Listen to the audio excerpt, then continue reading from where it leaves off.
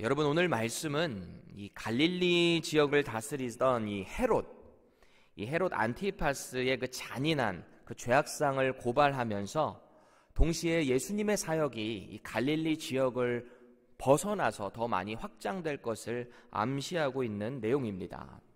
본문 1절 말씀을 다시 한번 보시면 그때에로 시작하고 있어요. 그때에.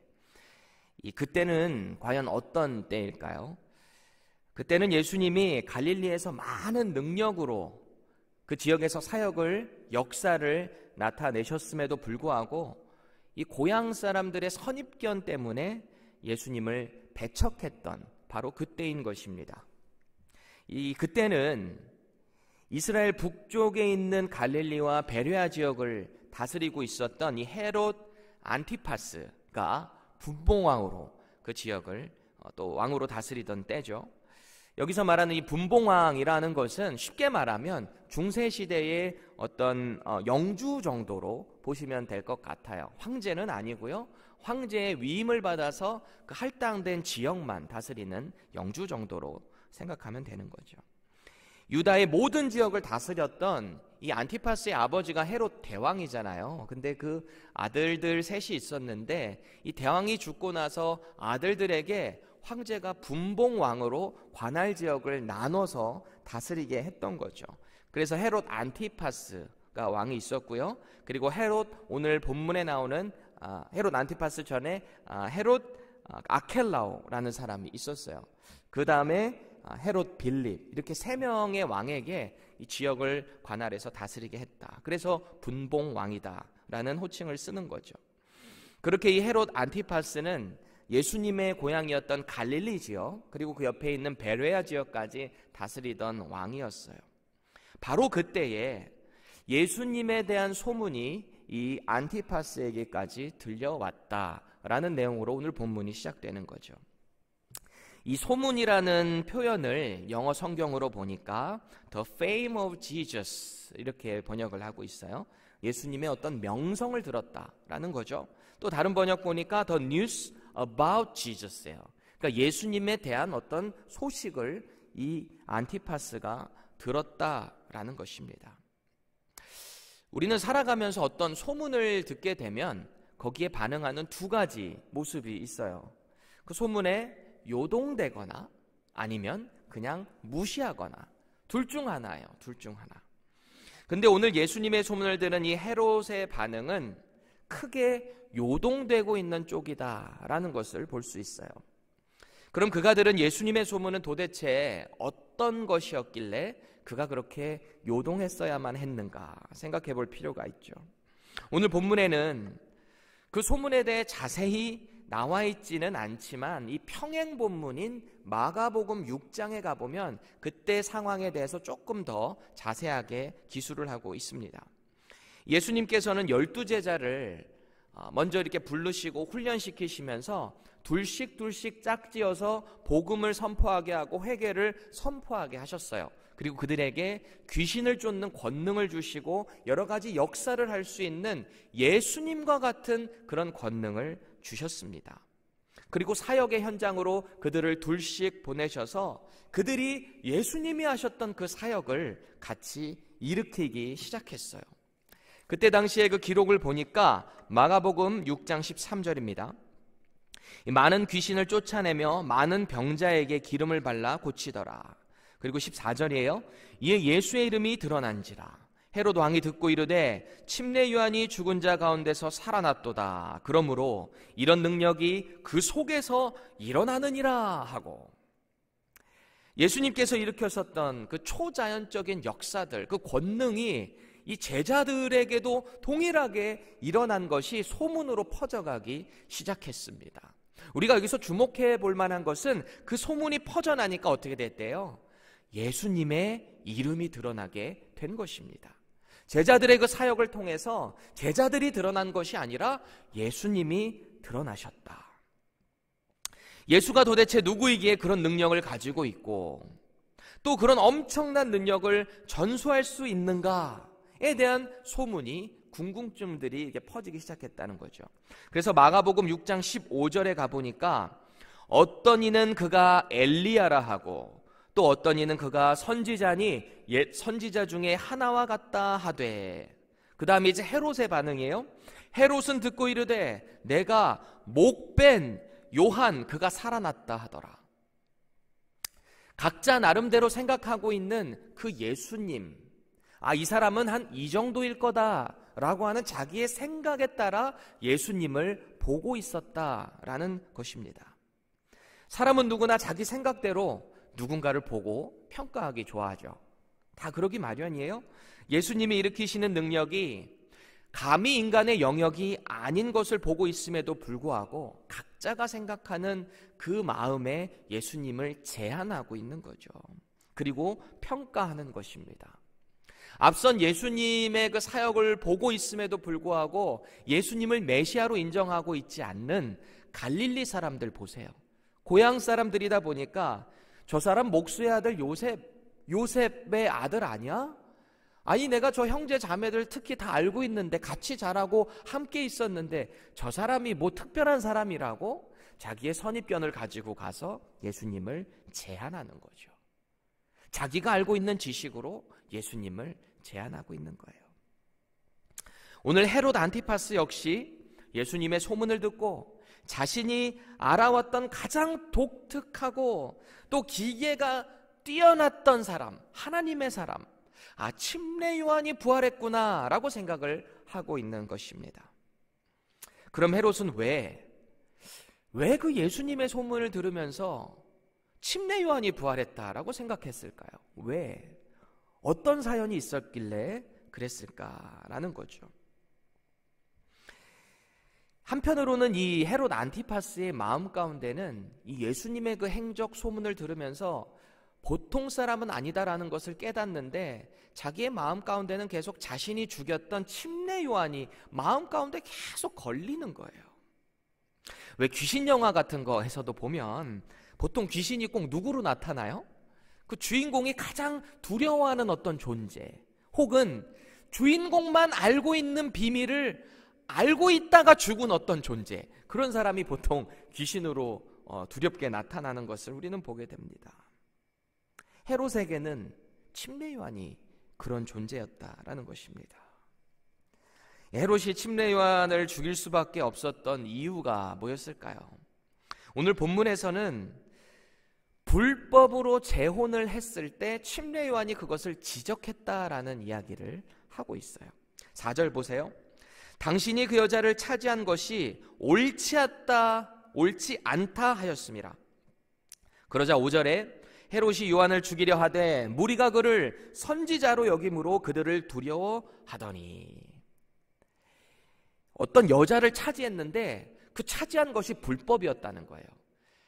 그러니까 그를 죽이고 싶은데 주변 사람들이 그를 선지자로 알고 있기 때문에 두려워서 사람들 때문에 죽이지 못했다라고 기록하고 있습니다.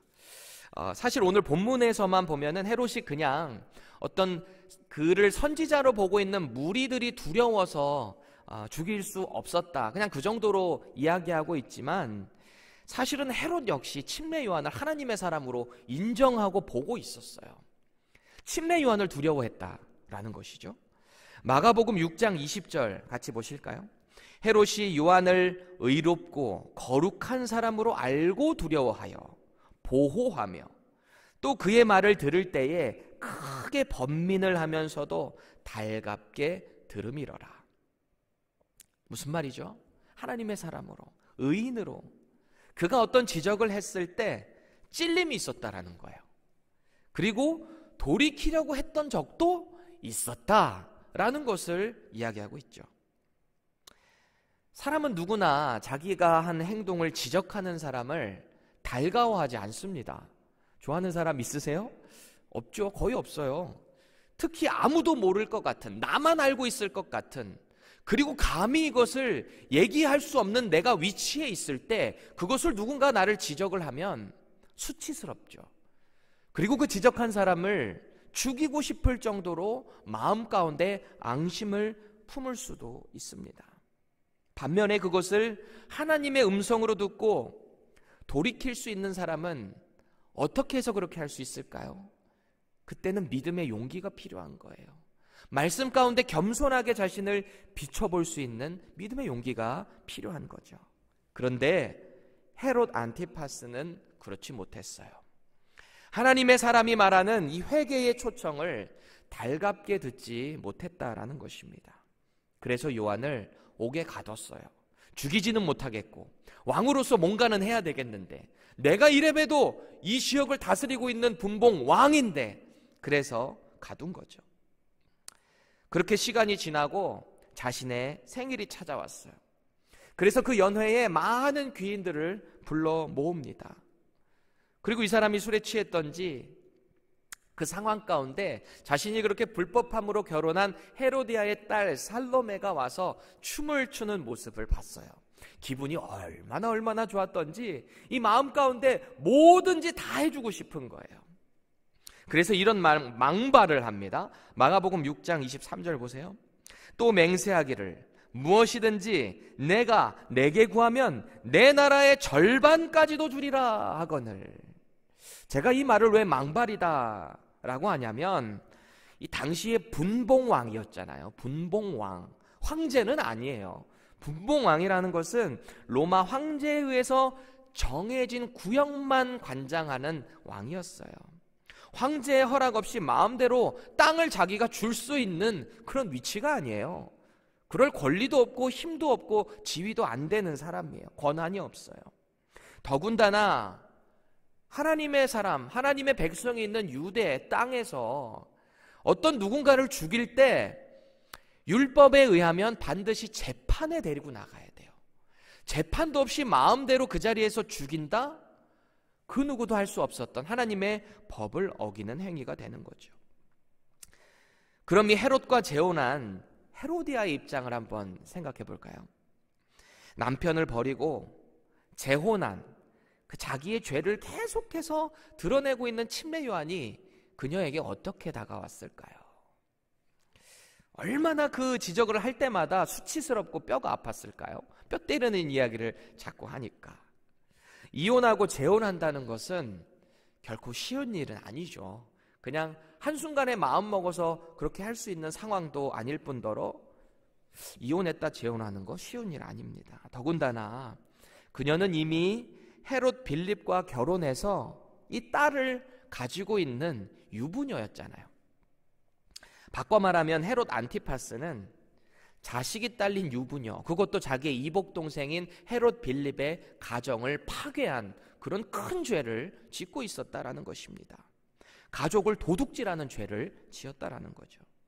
그런 죄에 대한 지적에 그녀의 반응은 어땠을까요? 이 헤로디아의 반응 말이죠. 마가복음 6장을 보면 이 헤롯의 생일 축하 연회는 어떤 사람들이 모였을까? 그것에 대해서 언급을 하고 있는데, 대신들, 천부장들, 그리고 갈릴리의 귀인들이 그 자리에 함께 했다라는 기록을 보게 됩니다. 그 사람들 앞에서 이 춤으로 축하하는 헤로디아의 딸 살로메를 보니까 나라의 반이라고 주겠다고 했는데, 침례 요한 죽이는 정도의 일은 이거는 좀 가능할 수 있겠다라고 이 여인이 생각을 했던 것 같아요. 그러니까 자기의 딸에게 이제 살인을 교사하는 내용이 오늘 본문에도 나오고 있습니다. 그렇게 침례 요한은 감옥에서 생을 마감하게 되는 거죠. 12절 말씀 보세요. 요한의 제자들이 와서 시체를 가져다가 장사하고 가서 예수께 아뢰니라, 이렇게 기록합니다. 이 마태는 이 글을 기록을 하면서 왜 이 요한의 제자들이 이 사실을 예수님께 찾아가서 아뢰다라고 말하고 있을까? 이미 침례 요한은 예수님이 등장하실 때부터 그를 보면서 제자들과 함께 보라 하나님의 어린 양이로다라고 말한 적이 있었어요. 그리고 예수님 이 제자들이 있는 앞에서 침례 요한은 예수님에게 그가 침례를 받으러 나오는 장면을 보고 어떻게 당신께서 제게 나오십니까? 나는 당신의 신을 들 그럴 권한도 없고 그런 능력도 없습니다라고 고백할 정도로의 모습을 제자들에게 침례 요한은 보인 적이 있었어요.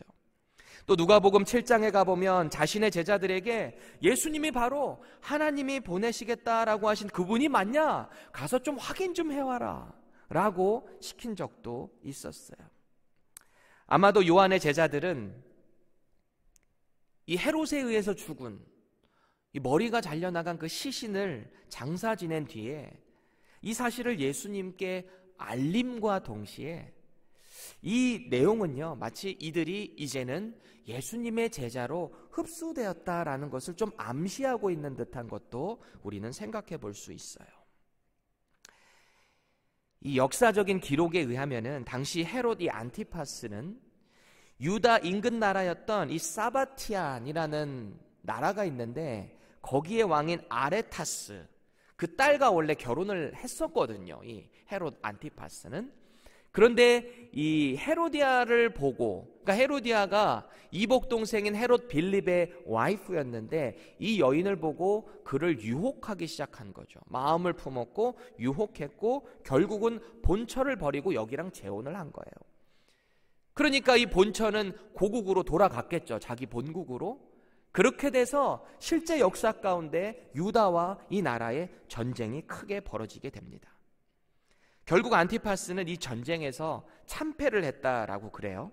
그래서 당시 역사가 요세푸스는 이 사건을 기록하면서 당시 유대인들이 생각할 때 이 전쟁에서 참패한 이유가 헤롯 안티파스가 의인이었던 이 침례 요한을 죽였기 때문에 거기에 대한 심판으로 보응한 것이다. 그렇게 생각을 했다라고 기록하고 있어요. 저와 여러분은 오늘 이 헤롯의 행동을 보면서 어떤 생각이 드실까요? 사실 동생의 여자와 또 그 딸을 가로챈다라는 것은 결코 쉬운 일이 아니죠. 한순간에 생각했다고 그 일을 할 수 있는 것은 아니에요. 머리를 얼마나 굴렸겠어요. 그 일을 하려고. 그 죄를 지으려고 얼마나 많은 생각을 했겠어요. 유혹도 했을 것이고 얼마나 많은 공을 들였겠어요. 자기 생각에도 그게 죄인 거는 알고 있었겠죠.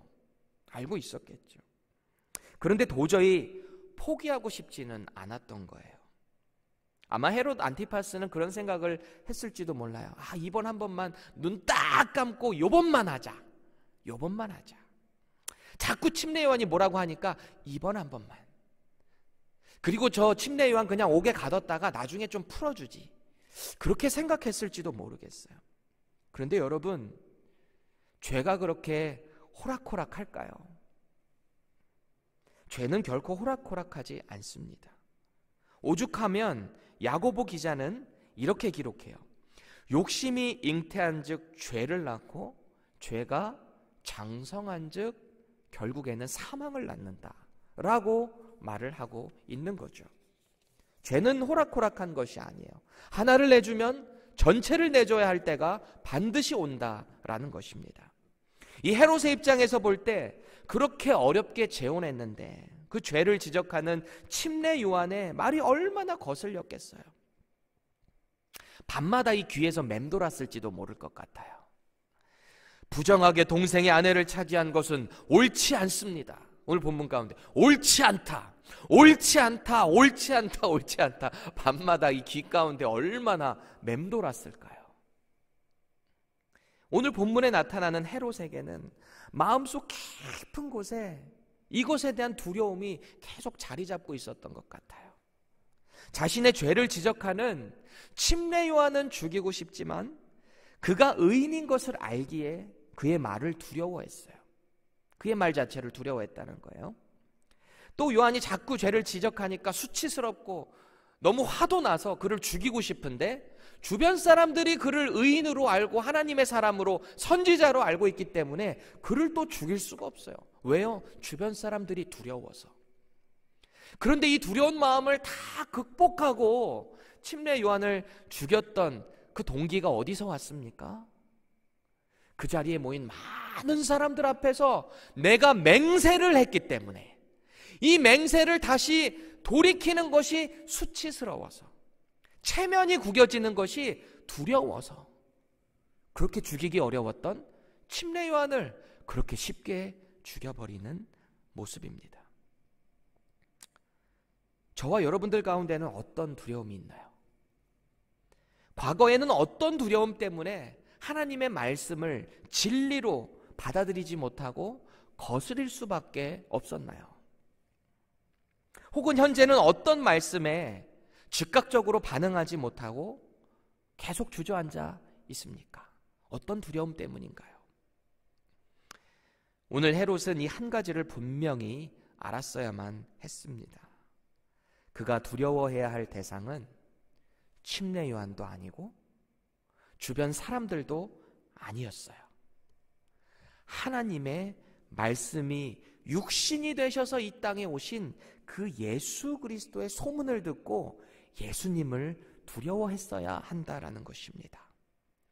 하나님의 권능을 선포하시고 역사하시는 예수님의 그 소문을 들었을 때 침례 요한을 죽였던 그 죄책감, 그 두려움으로부터 이 근심의 자리에 주저앉아 있지 말고 예수님께 오히려 나갔으면 그가 어땠을까라는 것이죠. 오늘 저와 여러분들은 이 말씀 가운데 죄가 드러나게 됐을 때 어떻게 반응하고 계신가요? 누군가로부터 지적을 받을 때, 그 지적을 통해서 나의 수치심 가운데 죄가 드러나게 됐을 때 우리는 어떻게 반응하고 있습니까? 오늘도 우리의 주변 환경과 체면에 대한 두려움을 넘어서 하나님의 말씀 가운데 정직하게 반응할 수 있기를 축복드립니다. 그것이 예수님의 가르침 가운데 위배되는 것이라면 우리의 마음 가운데 믿음의 자리로 나아갈 수 있는 용기를 성령님께 간구할 수 있기를 간절히 축복드립니다.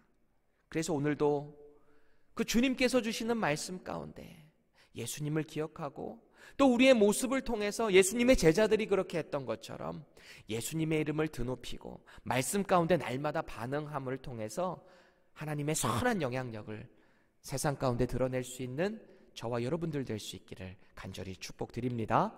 기도하겠습니다. 하나님, 오늘 헤롯의 이 죄 가운데 나아가는, 그 가운데서 허우적거리고 결국은 이 사망의 자리로 나아가는 안타까운 모습을 보았습니다. 우리의 마음 가운데 하나님의 말씀이 주어지게 될 때 겸손하게 우리를 돌아볼 수 있게 하시고 근심의 자리 가운데, 수치심의 자리 가운데 그저 주저앉지 않게 하시고 오히려 주님의 말씀을 우리의 마음 가운데 붙잡고 하나님께서 원하시는 뜻으로 걸어갈 수 있는 우리가 될 수 있도록 은혜를 더하여 주시옵소서. 오늘도 말씀 가운데 그렇게 해주실 예수 그리스도의 이름으로 간절히 기도합니다. 아멘.